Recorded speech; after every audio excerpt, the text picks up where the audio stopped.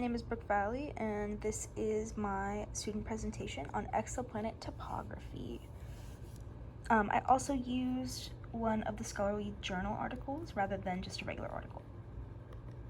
So let's go through some background of it. So exoplanet topography has been unattainable due to the distance in which these planets are from Earth.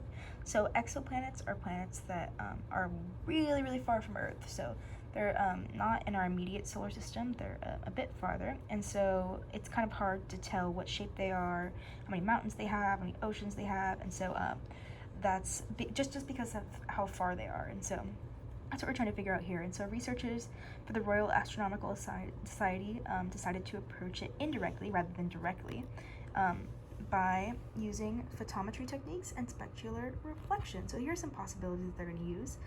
The first of which is photometry techniques, and these are measuring the amount of light emitted from reflections, and these reflections are going to be the spectral reflections here.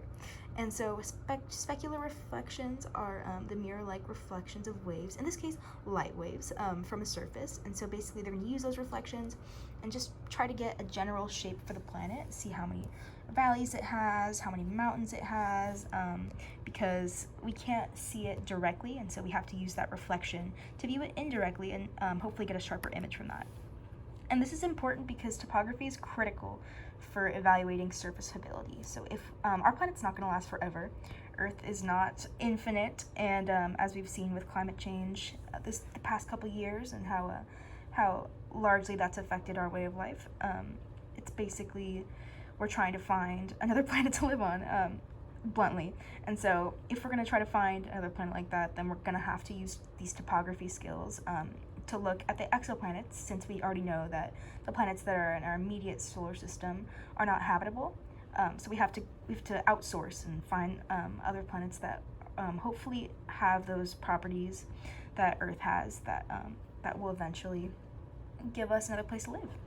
And here's an example of that indirect topography. So here are some diagrams of some planets that have been simulated. So basically they used that indirect topography from those specular reflections, and this is what they got. They used a lot of different variables up here. There's supposed to be more over here, they can't tell though, but up here they used a lot of different variables, and from what I got from the article, it was most topography is used from fractal data, but the data that was used in this study was multifractal, and that basically means that one variable isn't enough to describe the planet itself. And so that's what they used for this. And that is my presentation on exoplanet topography. Thank you.